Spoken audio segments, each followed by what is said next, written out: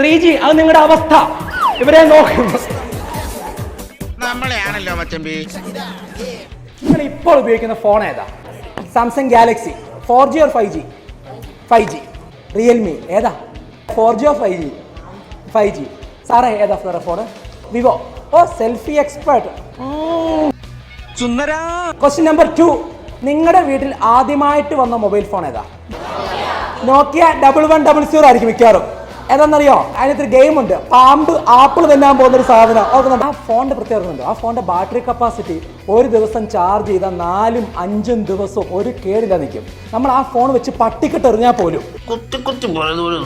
ഒരു പ്രശ്നമില്ല. ഫോൺ അവിടെ കിടപ്പുണ്ടാവും, കൂടി അതിന്റെ കവ തുണിപ്പോവും, എടുത്തിടുക, കണക്ട് ചെയ്യുക, പോരുക, ഒരു കംപ്ലൈന്റും ഇല്ല. ഓർക്കുന്നുണ്ടല്ലോ? ആദ്യം വന്ന ഫോൺ നോക്കിയ, ഇപ്പോൾ ഉപയോഗിക്കുന്നത് ഒരു 4G 5G ഫോൺ. ആദ്യം ഉപയോഗിച്ച ഫോണിന്റെ ഓപ്പറേറ്റിംഗ് സിസ്റ്റം കൊണ്ട് ഇപ്പോൾ ഉപയോഗിക്കുന്ന ഈ 4G 5G ഫോൺ ഓപ്പറേറ്റ് ചെയ്യാൻ പറ്റുമോ? ഉറപ്പാണോ? ഇതേ പ്രശ്നമാണ് പേരന്റിങ്ങിലും സംഭവിച്ചിരിക്കുന്നത്. നമ്മളെ പേരന്റിങ് പഠിപ്പിച്ച സോഫ്റ്റ്വെയർ പഴയതാണ്. അത് വായിക്കൊണ്ടാണ് ഈ 4G 5G ഡീൽ ചെയ്യുന്നത്. ആക്ച്വലി ഇവരേതാ ജനറേഷൻ? നിങ്ങൾ ചിലർ മാത്രമേ 5G, ചിലവരൊക്കെ 16 17 ഫ്രണ്ട്സ് ഒക്കെ അങ്ങ് കൊറിയയില് ഇത് കഴിഞ്ഞിട്ട് പോകാൻ വേണ്ടി നിൽക്കുക.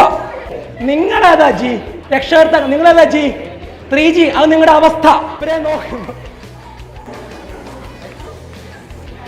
1G ആകാം, 2G ആകാം, ചിലർ 3G ആകാം, ചിലർ മാത്രമാണ് 4ഉം 5ഉം ഉള്ളൂ. ഇപ്പൊ തിരിച്ചറിയേണ്ടത് എന്തുകൊണ്ടാണ് പേരന്റിങ് ട്രെയിനിങ് നടത്തേണ്ട പ്രാധാന്യം വെച്ചാൽ കുട്ടികൾ 4G 5G 6G 7G പോയി കിടക്കുക. പേരൻസ് പലരും എഡ്ജാ ഇങ്ങനെ കറങ്ങുന്നുള്ളൂ. രക്ഷകർത്താക്കൾ ഈ 1Gയിലും 2Gയിലോ എഡ്ജിലോ നിൽക്കുന്നെങ്കിൽ നിങ്ങളൊന്ന് മുമ്പോട്ട് കയറി വരണം. ഇവരുടെ ഭാഷകൾ മനസ്സിലാക്കണം, ഇവരുടെ ലോകം സ്വീകരിക്കണം, ഇവരോടൊപ്പം ആയിരിക്കണം. രക്ഷകർത്താക്കൾ മുമ്പോട്ട് കയറുകയും കുട്ടികൾ പുറകോട്ട് ഇറങ്ങുകയും ചെയ്ത് ഒന്നിക്കുന്ന ഒരു സ്ഥലം നമുക്കുണ്ടാകണം. അവിടെയാണ് ട്രെയിനിങ്ങിന്റെ പ്രസക്തി.